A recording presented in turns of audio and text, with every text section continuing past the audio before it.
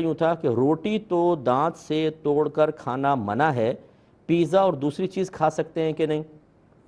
تو بہرحال میں ان کو جواب دے چکا ہوں، میں ادھر جواب دے دیتا ہوں۔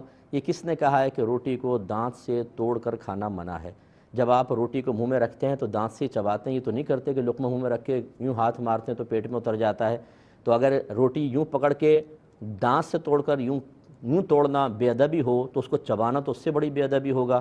یہ کوئی بے ادبی نہیں ہے، ٹھیک ہے نا؟ جیسے اب آپ روٹی کے بعد اوقات گھر میں رول وغیرہ بناتے ہیں اور اس کو پھر کھاتے ہیں تو وہ تو دانت سے توڑ رہے ہیں، کوئی منع نہیں ہے۔ یہ ہمارے ہاں بعض اوقات جو چیز منع نہیں ہوتی اس کو ادب بنا لیتے ہیں، اور ادب بنا کے ایسا اس کو فالو کرتے ہیں کہ جیسے اللہ تعالیٰ اس کے رسول کا حکم واضح طور پہ نازل ہو گیا، اور اس کے برعکس ہزارہا اللہ اور اس کے رسول کے واضح حکم سامنے ہوں گے لیکن سستی کر کے ان پر عمل پیرا نہیں ہوں گے، علم بھی ہوگا نہیں کریں گے۔ تو اس لیے روٹی دانت سے توڑ کر کھانا کوئی منع نہیں ہے، کھا سکتے ہیں۔